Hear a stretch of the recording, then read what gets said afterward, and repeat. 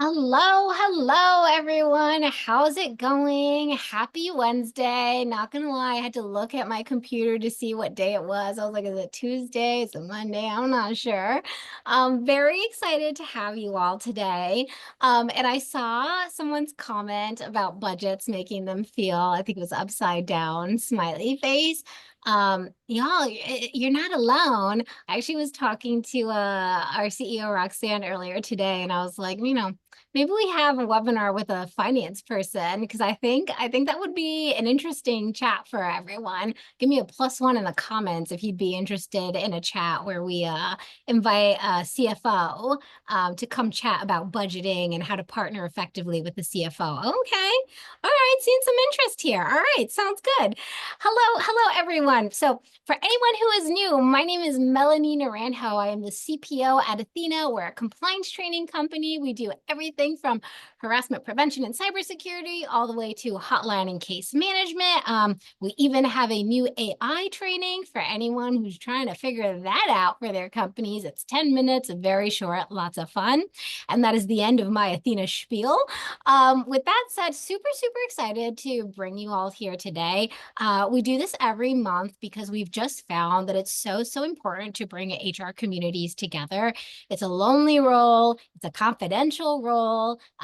Oftentimes, you're the only HR-minded person at the leadership table. And so it's really helpful to come together and share some of the stories that we have and share tips and best practices and resources. And please note that anything we talk about on this call, you'll have a copy of the recording afterwards, and we'll share resources afterwards summarizing best practices, tips, all that stuff. So don't worry, we got you covered.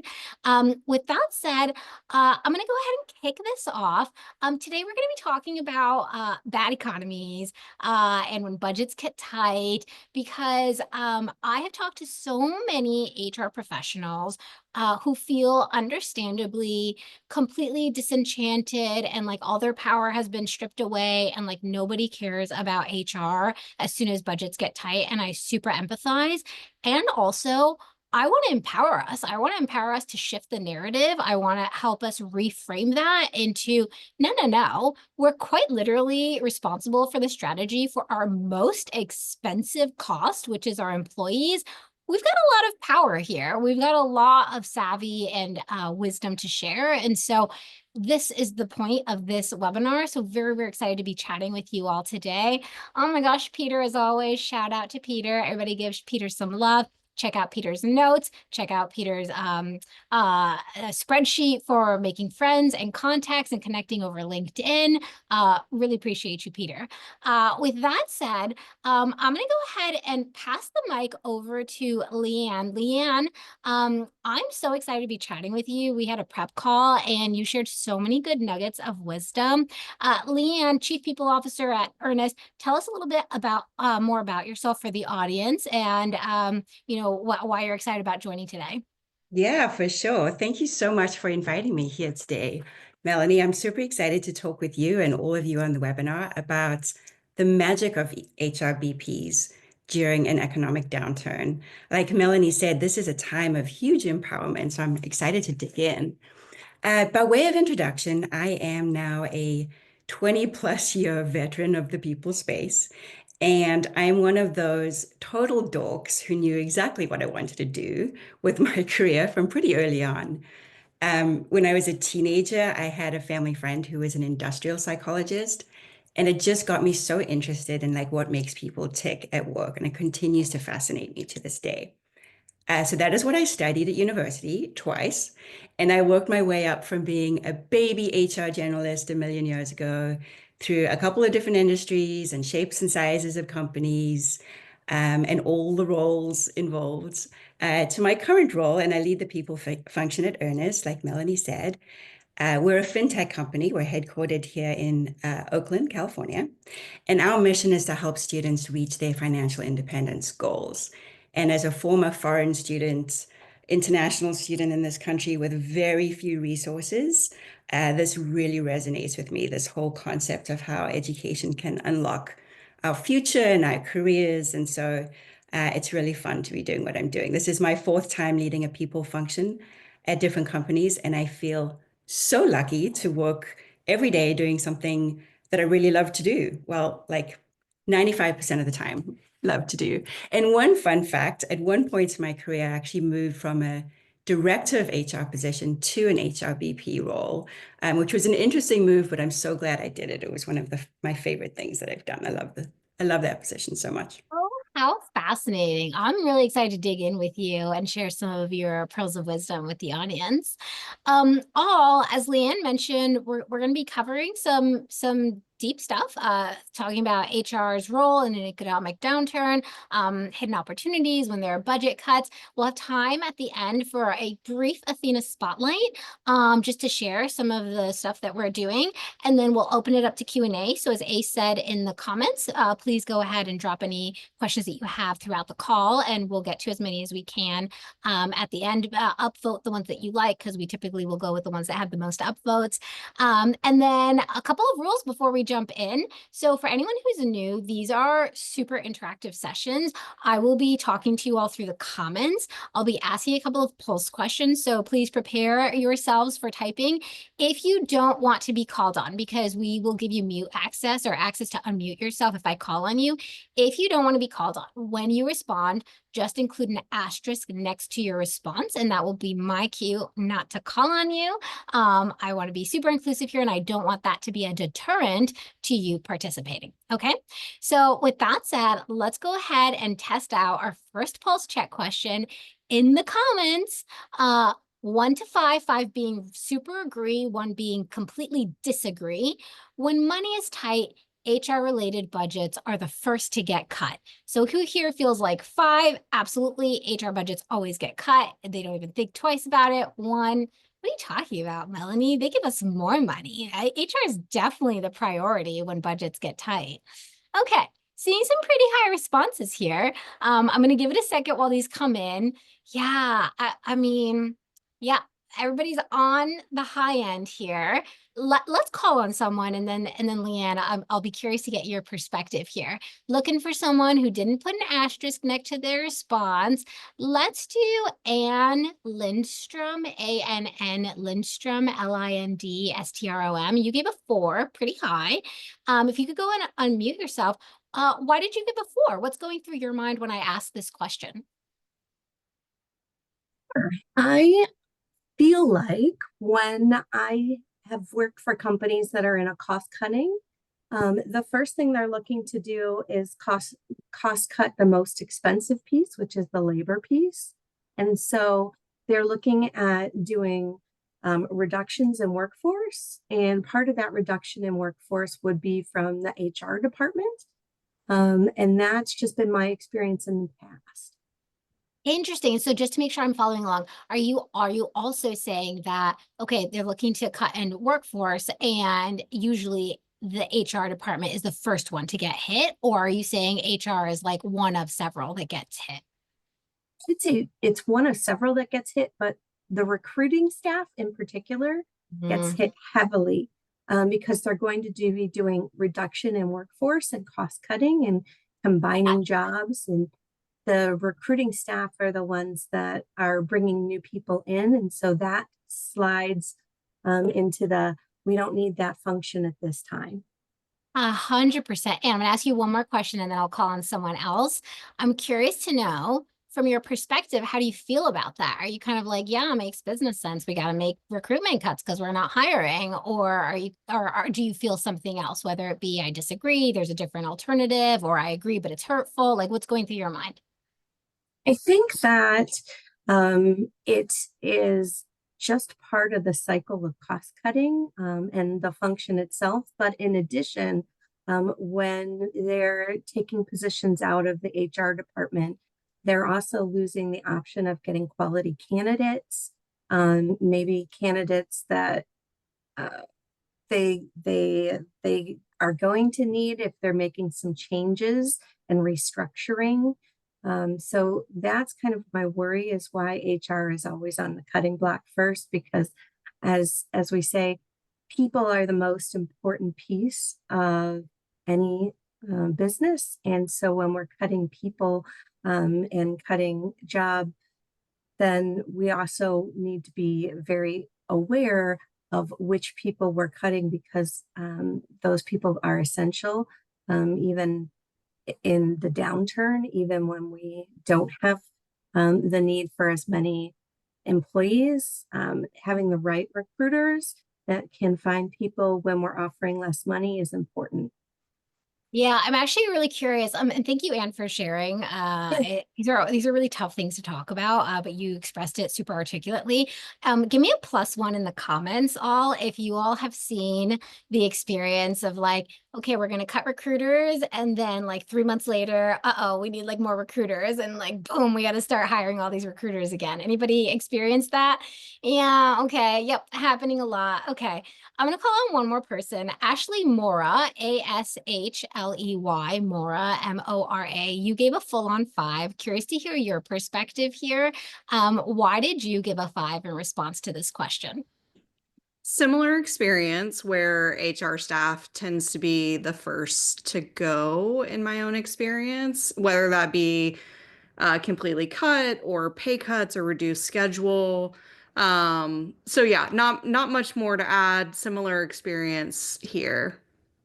Okay, then I'll ask from sort of like the human perspective, how does it feel? Do you feel like this is what I signed up for, I've gotten used to it, or I never get used to it? Like what's going through your mind? Yeah, I don't think I ever really get used to it. There's from a business side an understanding. However, from a human side, it's impacting people and their real lives, and it's also their business always tends to bounce back eventually. And so trying to understand if there's reskilling opportunities or ways where those individuals who are really smart and know your business and know your people best can lean in other ways when there's not as much need maybe in their HR function would be my preference. Love that. Super helpful. And we're going to dig in there. Okay. Thank you, Ashley. Really appreciate it. Okay, all. Leanne, I'm going to throw it over to you for a second. What's going through your mind hearing some of these responses? Yeah, I'm not at all surprised. It's sad. I've definitely seen it over the course of my career. This idea or concept of the HR team is like the support staff. And so easy to cut, easy to go first. And sometimes, sure, there are business realities where it doesn't make sense to continue investing in your recruiting team, for example. But I think Ashley nailed it with the first thing I would look at, and I know we'll dig into this more, is like, where could we upskill instead of immediately cut, knowing that things do cycle back. But this is a very real thing. I feel all these fours and fives. I understand why people are giving them.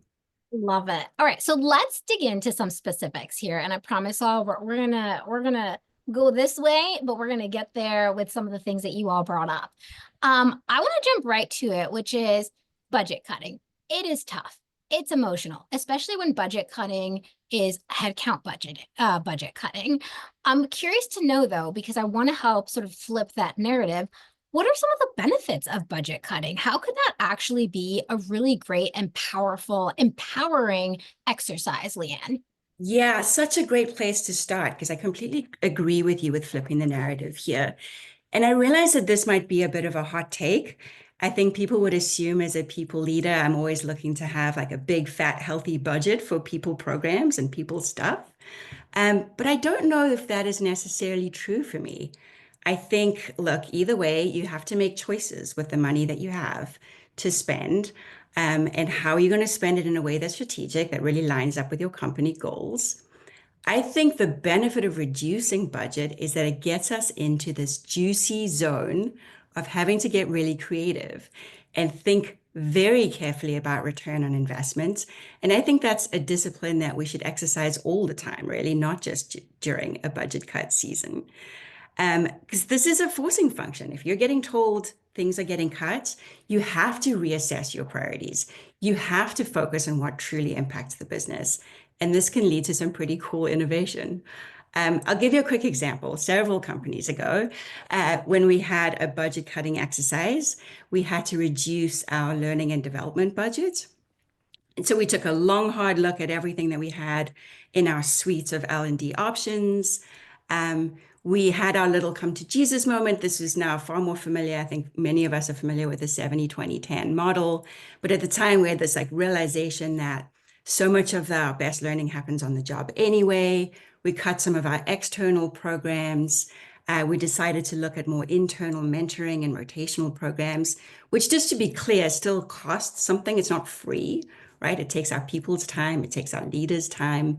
But when we stack ranked our priorities and what was going to have the most bang for buck for our company, it became a pretty obvious trade-off. And I'm glad we did that. It's an example of how an exercise like this can actually have some really good outcomes in the end. I couldn't agree more. One of my favorite perks that we have at Athena actually came out of a similar exercise. It was employee experience related, and essentially, I did not have the bandwidth. I was a one-person team, and I did not have the bandwidth to continue to host events, coordinate get-togethers for our employees. We're an all-remote company, and so it can be difficult to really make sure that you're building that sense of bonding and community. And, I did the typical, hey, let's do a cheese making class. Well, it's not very inclusive because some people, are lactose intolerant or vegan or what have you. Or, hey, let's do this thing at like happy hour. Well, it's not inclusive because parents have to pick up their kids, so on and so forth. And so understandably, I could not meet everyone's needs. And I was spending so much time and money on things that people weren't attending. And finally, we ended up saying, all right, well, I'm not going to get another headcount for this. So how can I make this more sustainable? And what we ended up doing was actually just saying, all right, we're going to repurpose the funds that I would normally spend myself and just distribute it among the employees. And so we now have this policy that has been going strong for about 3 years now, which is all employees at Athena are allowed to expense up to $100 per month towards hanging out with each other however they want, whether that be you coordinate a virtual cooking class or you go and get a mani-pedi together. And when I tell you that it's the best perk I've ever seen anywhere, I don't have to lift a finger. I get to learn what our employees want. The money is only spent if the employees want to do it. So we actually ended up saving a bunch of money because employees who didn't want to do things at work with their coworkers just didn't do it. So they didn't spend the money. And on top of that, understandably, it achieved the impact we wanted, which is our employees felt like they understood each other better. They built camaraderie. Inevitably, they ended up talking about work that they were doing, which then led to cross-functional connections. Or, oh, you're working on that? Wait, I want to know how to do more of that. Or did you know this was going on? Oh, you should connect with so-and-so. And so that wouldn't have happened if somebody had said, oh, Melanie, you're so busy. Let me give you another person to keep doing this thing the way you've been doing it. Instead, to your point, I had to innovate. And so I really find the exercise of budget cutting so powerful, as stressful as it can be. I have found that the amount that you can achieve with no money or with no increase in money tends to be quite fruitful as long as you're able to really put in that creativity. I'm seeing the comments quite busy. So if anybody has any of their own innovative ideas that they've come up with through tight budgets, please do share in the comments. I look at them afterwards. I'd love to learn from you all. That's what these webinars are all about. All right, with that said, I'm curious to know, one of the things that came up was, hey, head count, and is that the right decision to make? Is that where we should be cutting? Should we be upskilling instead? You, Leanne, mentioned that you made this transition at one point in your career towards HRBP. So I want to ask a very HRBP directed question around this. As an HRBP, what specific questions should HRBPs asking themselves when they are pressure testing exactly these things, like the effectiveness and efficiency of a particular initiative, benefit, process, employee, the current structure? What are the questions that you ask yourself? Yeah, such a good question. And I will start with the company goals. That's really my biggest piece of advice for HRBPs on pretty much any topic, but particularly this one. If you have to cut programs potentially, and it can lead to some really amazing innovation, as I mentioned, it forces our HRBPs and their stakeholders to get together and really think about outside the box solutions. And so both stakeholders and HRBPs should be very, very clear on what the company's biggest priorities are so that they can work within that context when they're asking themselves these questions. This is also a time for HRBPs to really flex their savvy with data. And what I mean by that is building that business case, showing that return on investment of all of your current programs. Because this will help everybody very quickly understand what is a high leverage program and what is not. But to get to some specific questions I'd recommend HRBPs ask, I already mentioned number one, start with what is the company goal? What is the company goal that this program supports as you're going through your list? Two, is it currently or does it have any track record of helping us achieve that goal? Three, I would say, is what are your success measures? Do you have them? Are they clear? Are they measurable? Did they show that the thing that you're doing did what it was supposed to do? Whatever that might have been. Maybe you had a retention goal, an engagement goal, a number of promotions through career progression goal, whatever the case may be. I would then look at number four is what do you have that could potentially be revamped or scrapped or tweaked? There's often some spots for consolidation. You just never know without going through the exercise. Five, I think, would be, is this an essential or is this a nice to have? But with a caveat that pretty much very few things are actually essential, if you think about it, other than, we have to pay people, we have to be compliant with employment laws. Beyond that, what is the data that shows whether this is really an essential or maybe just a nice to have? And actually, I'll throw one final bonus question in for number 6, which is the interesting question of what are the risks of cutting this program? It can be tricky, right? As we were talking about earlier, there's an emotional component. Cutting is not a fun experience to have. And it's never fun to tell people that you're taking something away from them. But I would encourage HRBPs to go one click deeper. And other than the optics and the public outrage of potentially taking something away, what are the real risks of taking this program away? I think you can have such fruitful conversations if you go through this list of questions.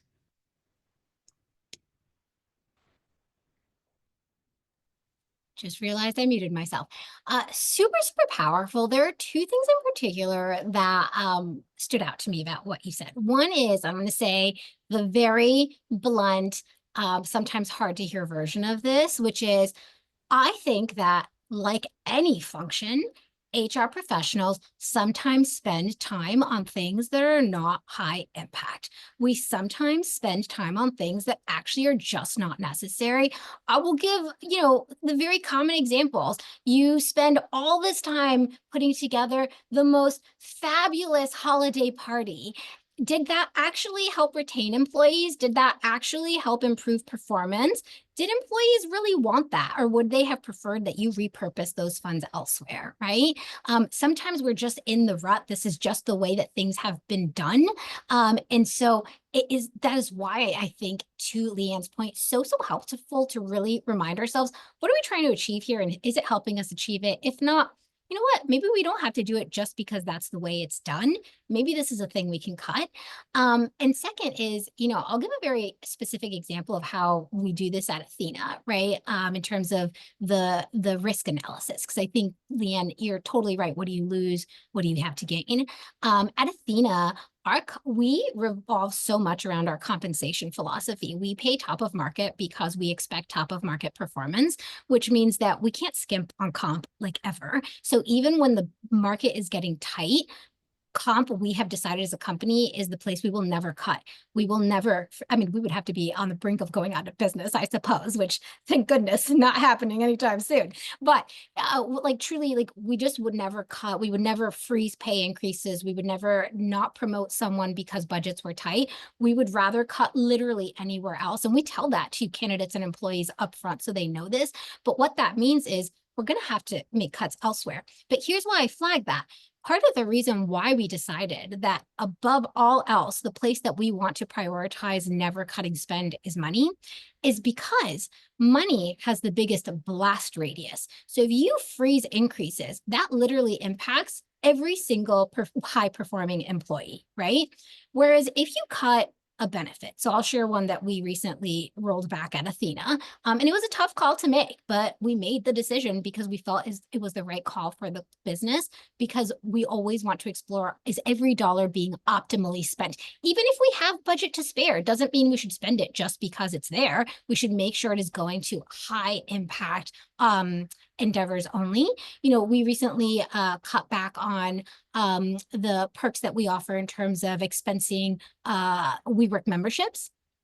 And the reason that we felt confident making that decision was the blast radius was so small. The number of employees using this was a handful. And so by cutting this perk, as tough as it was for those employees that it impacted, like, I do not want to dismiss that, the impact across the entire company was not very much, right? And so to continue to invest in a perk that ultimately only benefited a small percentage of the company did not feel like the right call for us. So I think, Leanne, it really is, you know, it's not like a clear, like, this is where to spend money, this is where not, but these are some of the questions you should be asking yourself. What's the blast radius? What is the impact of keeping this? What is the impact of not keeping this? How's it furthering our goals? All the questions that you asked, Leanne. Really, really love that. Okay, I'm looking at time, trying to keep us on track. So let's go through a specific example of this. Let's say your CEO, Leanne, goes to you today and says, Leanne, I want every single department, but specifically the G&A ones, okay? Because it's always G&A. I want every department to cut 50K in spend annually. Where would you start? Well, first, I would probably have some words with my CEO on that peanut butter approach, but we'll come back to that in a second. Yep. I'd say, and I'm going to start sounding like a broken record, but I'd say start with data. So if we go back to like doing that return on investment project that I was just talking about a minute ago, I think we can really use it in this case to provide those insights and like give our leaders a framework for decision making on how they would make these cuts if they had to. Where are we currently spending our budgets?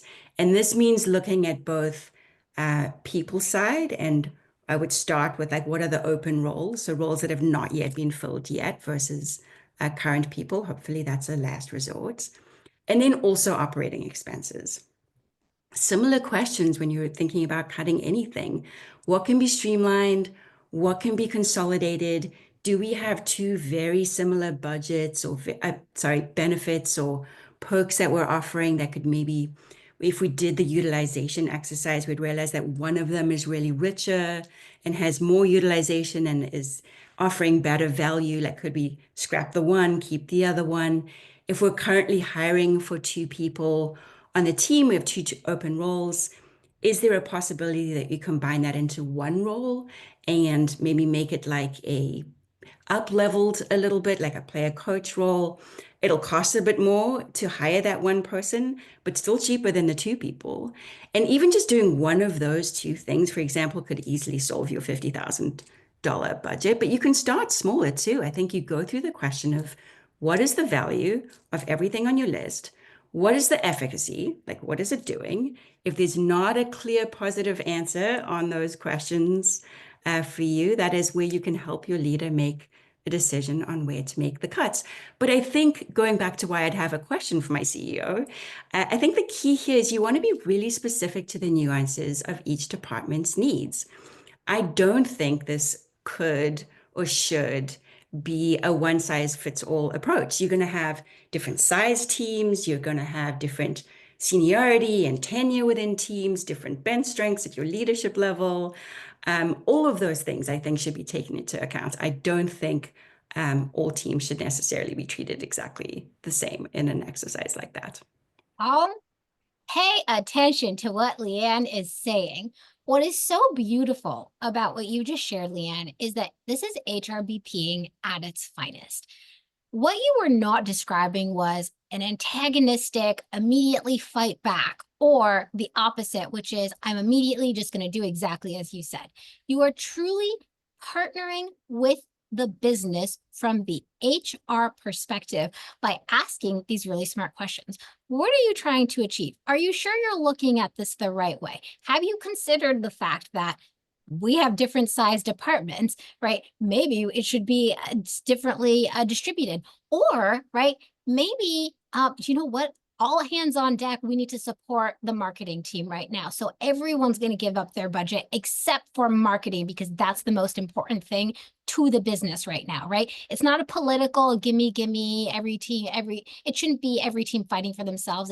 It should be every team fighting for the company's success.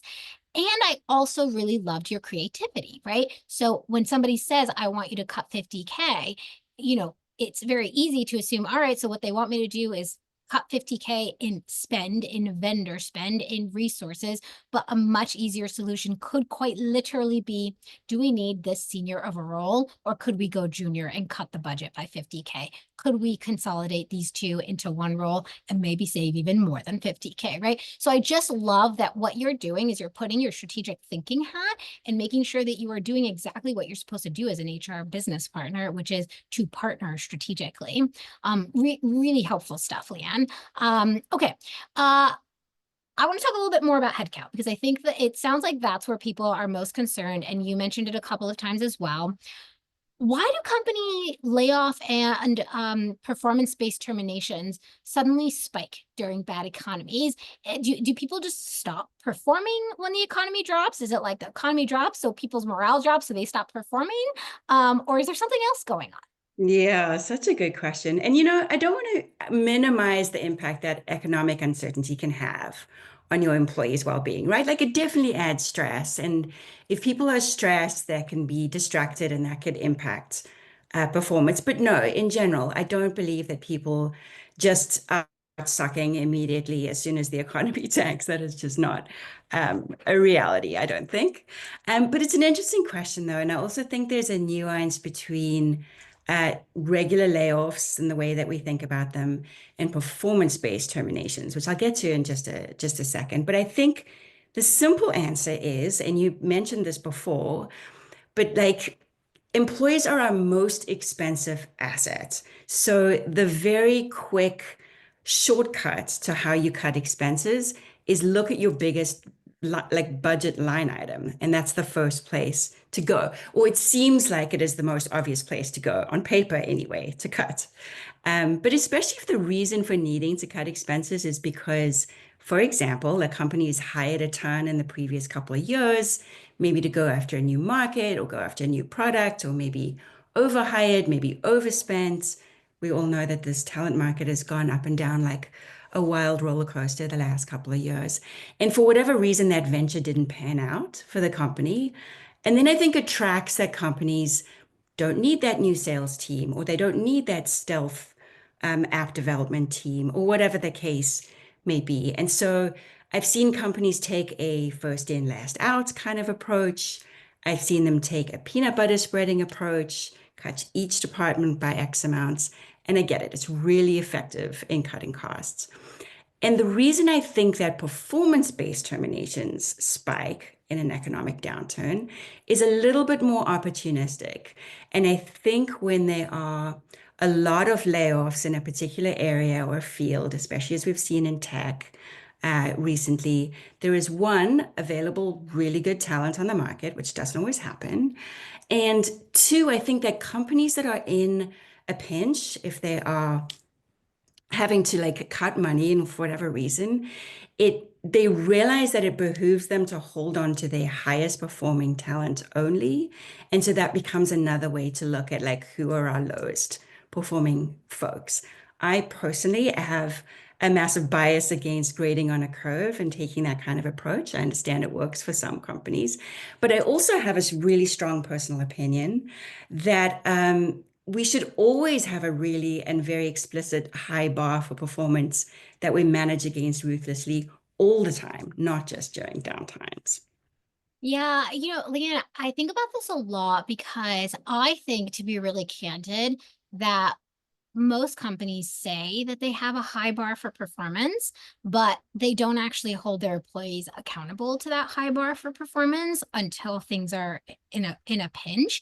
And I think it's because it just takes work and time and effort, and it's easier to allow an underperformer or someone who is underperforming to skate by. until you realize the cost that's coming with that. I'm actually curious to make sure, like, see if I'm off in the ether here. Can I get a +1 in the comments if you've ever like been pushing for managers to like, this person is underperforming, you need to have the direct feedback, you need to say the thing, you get nothing, and then as soon as the economy drops, it's like, HR, why are they still here? Get rid of them. And then they want to skip the whole performance process and giving feedback and just fire them today. When, okay, I'm seeing a lot of +1s. Had you just started giving the feedback when you needed to, very likely this person already either would have improved, which is great, saves you money, they improve, good for morale, or you would have already parted ways long before the economy tanked. Totally. Yeah, go ahead, Leanne. I didn't mean to cut you off. Oh no, I was just going to say I could not agree more. I think we could have a whole nother webinar just on that. 100%. And here's the thing I want to say. I want to, from all the +1s and like the exclamation points, I can tell this is like a high emotion topic. And I want to acknowledge part of why it's high emotion, which is it's kind of that feeling of like, I told you so. And I've been telling you and nobody listened because it's like, oh, HR, like, they're not focused on the business. They don't get that I'm trying to focus on this. They're just trying to be super process oriented and give feedback, right? When like really we've been thinking about the business, right? Like, do you understand? It's Leanne and I were talking about this. Let's say an average employee on average costs 150K. I don't know. I'm making that up. Say it's let's do 120. Okay. 120K. If you think about the vendor contracts that you have, how many vendor contracts do you have are 120K? Probably not that many. Okay. Depending on what size company you are. You would never get to renewal on a vendor contract that costs you over $100,000 a year. And that vendor is not delivering, they are making mistakes, they're not doing what they agreed in the contract that you agreed to, and then say, but you know what, it's kind of a lot of work to tell the vendor they're not doing great, and it's kind of a lot of work to then go out and look for another vendor, so I'm just going to renew for another 3 years, and we're going to commit to another $360,000 with this vendor. You would never do it, but we do it with employees, right? And so here's the thing. I understand how frustrating that can be. And also I want to say, we should leverage this opportunity instead of using it as an I told you so moment and frustration as, hey, I know how to save you money and I know how to make us more effective and talent dense. Come into the rescue as a really trusted, skilled, business savvy HR partner. And yes, you can politely and should politely remind them, hey, right, like I had flagged this a long time ago. I understand that at the time there was not buy-in. I'm glad that there is now buy-in. So I'd like to remind you of the process that I proposed last time. Let's go ahead and do that, right? You're not saying, I told you so. Why don't you ever listen to me? You're saying, hey, thanks. I'm glad you finally have figured this out and that we're now aligned. Let's do this, right? And then the next time it comes up, hey, I understand that this is your call, not mine, but I do want to respectfully remind you that we had this discussion last time and then we ran into this issue again. And so we can do it this way, but here's the risk that you're signing up for if we continue to hold off here. So again, it's all about reframing and using this as an opportunity for empowerment versus feeling frustrated and demoralized. Okay, with that said, I want to ask about headcount planning, Leanne, because I think that this is a preventive measure, right? If we can, you had mentioned that we overhire sometimes or the market's, in a pinch, so on and so forth.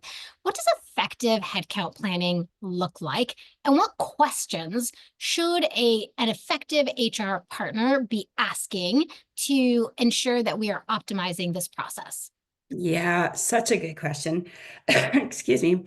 And I know I keep coming back to this, but I think you start with what are your company goals? Like where are you trying to go in the short term? Where are you trying to go in the long term as a company? And I love having HRBPs involved in headcount planning because it is another opportunity to really shine and show how strategic and savvy HRBPs can be in helping the business like make decisions around how you do headcount planning process. And I think that one thing is you definitely don't want to do this in a vacuum. I think you want to have a lot of conversations with all of the right people so that you can ask all of the right questions, get all the right context that you need for making these calls. So you, of course, start with what is your overall budget? And in dollars, because again, coming back to that whole idea of like it's not a one size fits all for all departments. It's helpful to know a total number because you might not necessarily spend it all on actual people, or it might not be equally split between all of your departments. I think the second question you'd want to dig into is how does our current workforce align with these business goals? So if we've outlaid, here are our big priorities for the year, this is an area that we want to invest in, these are some projects or products that we want to start, some services we want to offer. What does our current workforce look like relative to that? Where are any of these new initiatives or new priorities that we want to engage in? Where do they require additional headcounts? And where could we potentially transfer existing folks into those roles, which obviously has the benefit of a shorter ramp time, brings up a secondary question of what do we do with their work? But you have a win-win with their career development as well. So does it have to be new because there's a skills gap? Could it be existing? What other skills and people's gaps come up when you look at this current reality versus the future that we're going for with these hires? My other favorite question is this requested role really necessary? Like, really? And does it need to be permanent? Are we solving for a short-term problem, business leader? Or can this role actually contribute to the long-term success, or at least be hired in such a way that it's flexible enough to pivot to a long-term success story for the team? I think another thing that's really important to ask is what are any alternative workforce models? And I know AI is a really big thing right now, but that's real. Like, could any of this be handled, any of these needs be handled with automation? And is there an area where maybe a contractor is a better short-term fix for a short-term problem if that's really what it is and not a long-term thing? And last, but definitely not least, I would take a look at historical turnover data because I think that is something obviously that we need to factor in to our hiring capacity and what we should expect, what we would automatically backfill. It's good to know this going in right at the top. What would we automatically backfill? What would we maybe take a fresh look at? And I think once you've answered all of these questions, there's a lot more work to do, obviously, on the execution, but this can give you a really good foundation for getting the planning part done. I think those are such solid questions, in particular, the ones of, what are alternative solutions, right? How can we automate this? Is this something that a freelancer could do instead? Is it short-term versus a long-term need? All those things. One question I really like asking, and we've been doing this a lot at Ethena, is what breaks if we don't hire this person? Like, what are the things that are not going to get done, that are going to have to drop from your plate or from the goals?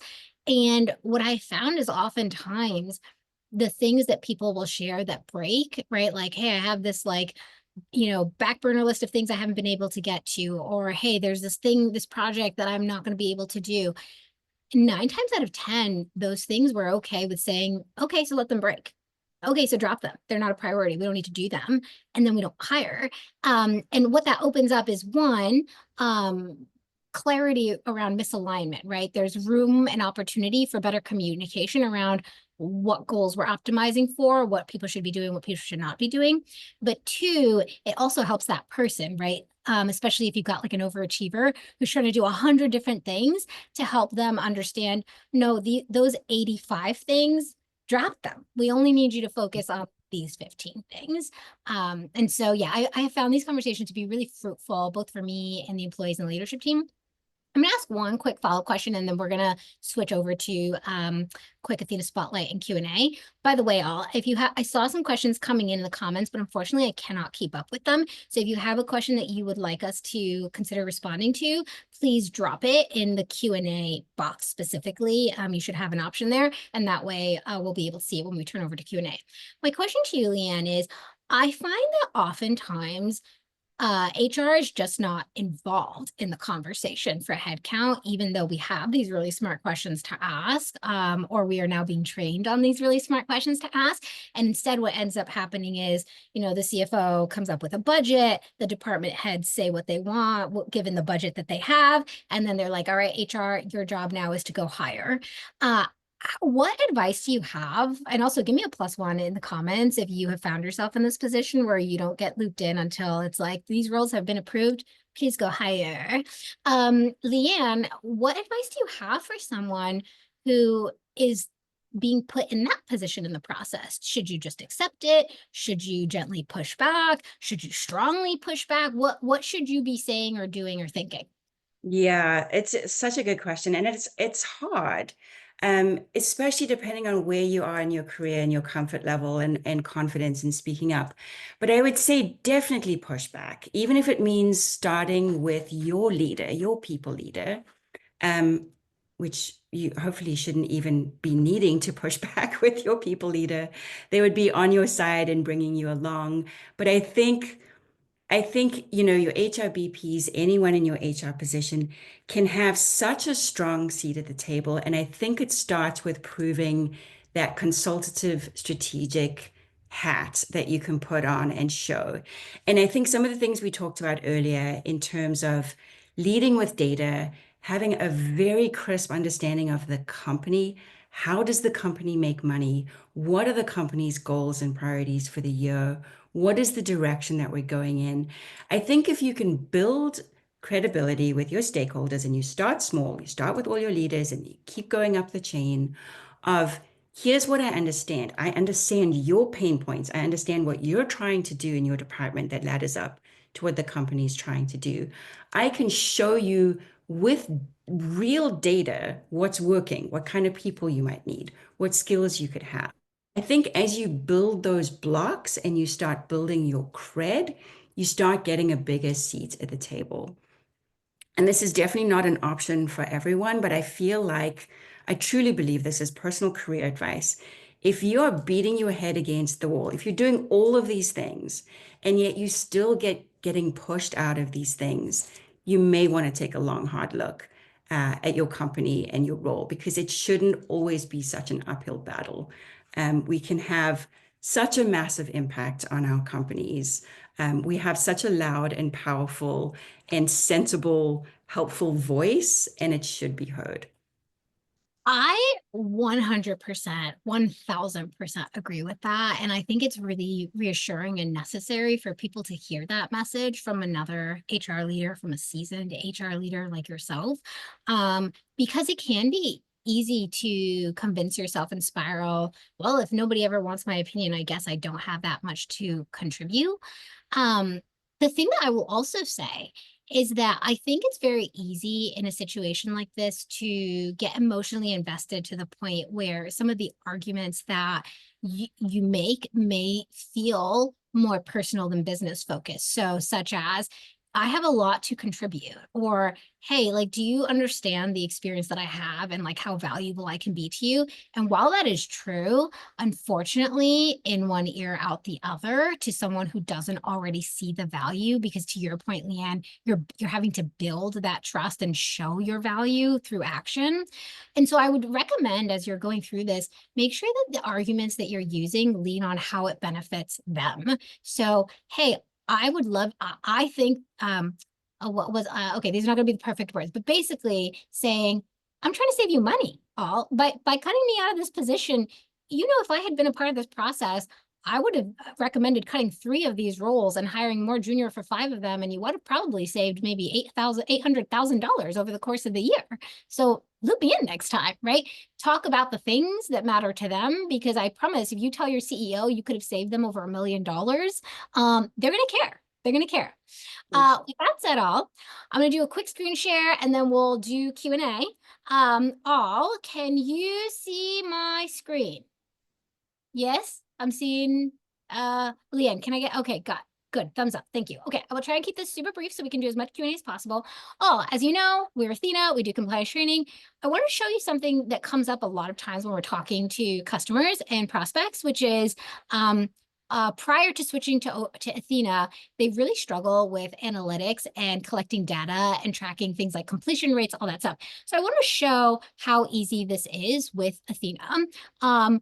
With Ethena, you can see all your information at a glance: completed, within deadline, incomplete. You can filter by various, hopefully this is big enough for everybody. You can filter by various fields. And you can even do things like, for example, seeing the content at a glance. You can see who's taking, like if it's continuous, you can see which people are auto-assigned to California training, California manager training.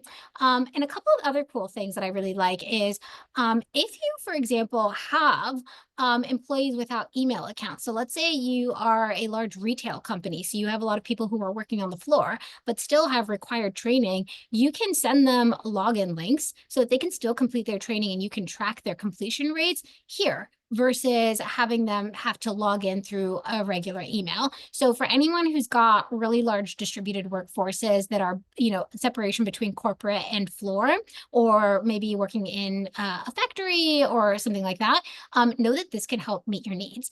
The other really cool thing that I'll show you very briefly is statistics that you can use when you are trying to Leanne's point, build business cases for your leadership team. You can easily track things like, for example, what percentage of people answered their checks on learning correct the first time. So that's, for example, if you're taking a training, say harassment prevention in this example, you can see when you tested them on rules and regulations, only 85% of people answered the question correctly on the first time. Whereas for sexual orientation, it was 92% of the time. And actually our lowest score is being an active bystander. Oh goodness, our employees don't know how to step in, right? And so that will help guide what areas you might need to focus on. The other really cool thing is we allow you to leverage and customize your own pulse check questions throughout. So all of those questions, by the way, are customizable, and you can run analytics on things like, for example, we ask questions at the beginning of the training to employees. It's a very easy pulse question at the start of the training, and then we ask it again at the end. So a question like for harassment prevention, it might be, how confident do you feel intervening on behalf of a colleague experiencing harassment? And you can see, for example, the top score, extremely confident. At the beginning, only 22% of employees might have responded confident. And then you can see how that changed by the end of the training. That shot up to 36%, right? And so it can help you track the efficacy of your training. In addition to, our training, we also allow employees to rate the training. So you can see, are employees enjoying the training? Are they paying attention? Do they find it useful? Hope that was helpful. I'm going to now stop screen sharing this. If you have any questions, please drop a question in the comments. Ace is going to put up a poll for you in the background. So please take a couple seconds to respond to these questions while I put up our HR, CI, and SHRM credit codes, and then we'll switch over to Q&A. All right, so give me 1 second to just screen share here the codes.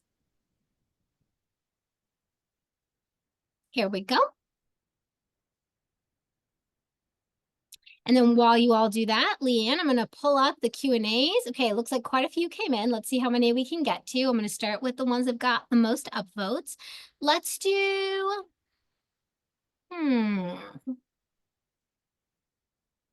Ooh, okay. Tammany Fernandez, you're asking for an HRBP headcount planning cheat sheet. Yes, we do have that, a template, and we will share that with people afterwards. So thank you for asking. All right, question from David Bard for Leanne. What are some basic ways that someone in an individual contributor role that has partial focus on day-to-day tactical items and is strapped for time, how can they become more seasoned in areas like data, workforce planning, succession planning, et cetera? Oh, good question. I think some of it depends on how much information you have access to. So that's probably where I would start. I would have the conversation with your leader, or even if you have some access to people data through your HRIS, and really dive into your people metrics. Understand who's getting promoted, who is terming, what the reasons are for terming, what your sort of span of influence is for your managers to your employees, like really immerse yourself in your people data, because it will give you very interesting insights that you can translate into really juicy questions that you can ask that show that you're thinking really strategically about what you could do with people data, because there's so much richness there. I think this is also an area where you can lean in if you have a good manager, you have a good mentor. Lean in and ask if you can sit in on some of their meetings that they're having with their stakeholders. Now, granted, some of them are sensitive. It's not always going to be possible to be a third wheel, but in a meeting like that, but where you can, even if you just not going to the meeting, but asking for the download afterwards, build that sort of knowledge base for yourself that you can turn around and translate and show what you can do with it in a really savvy way, is how you will start building that bank, I think. Lovely.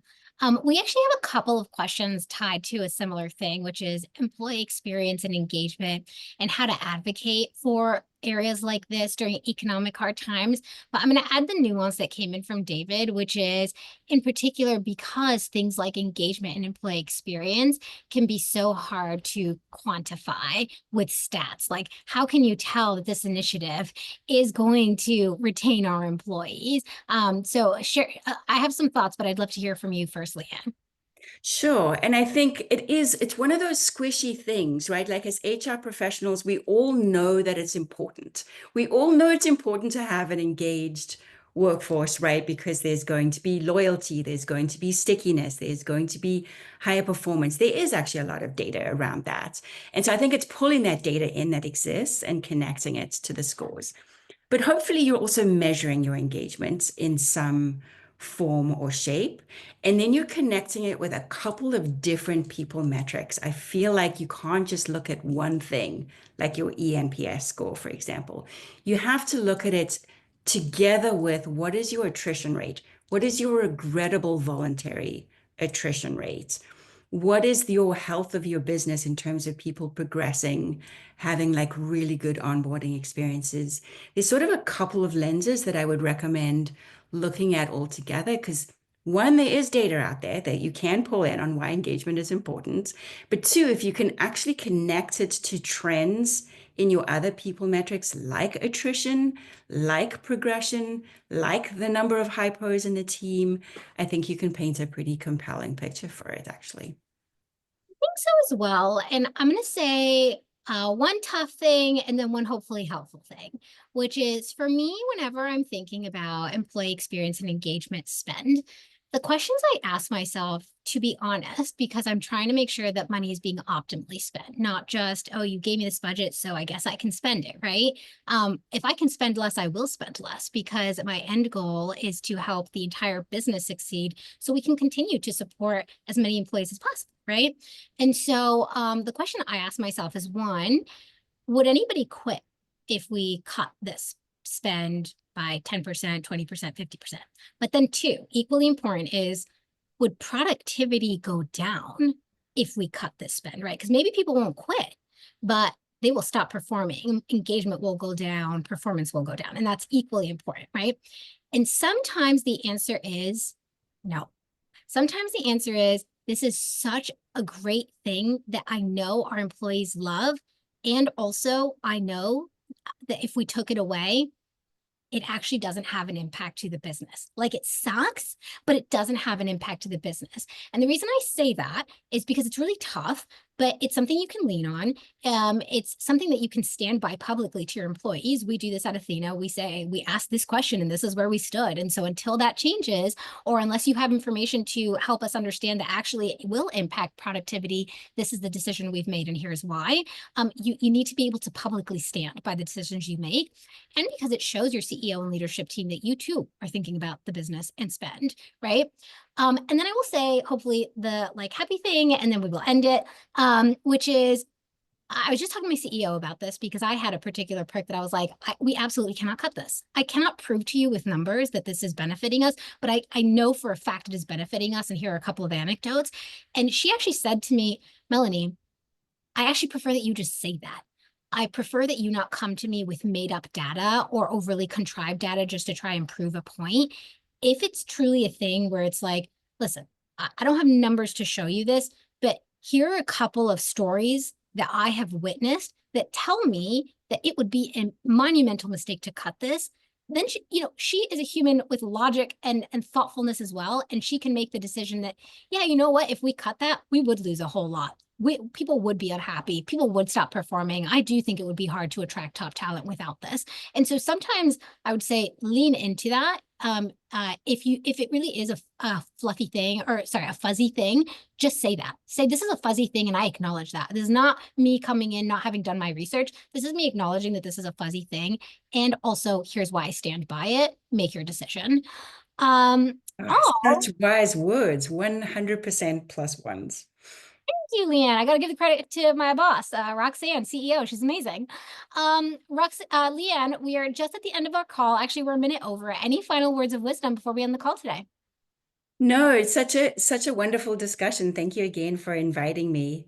And I hope everyone has a wonderful rest of their day. Same to you. Really, really enjoyed this discussion. All right. Bye, all.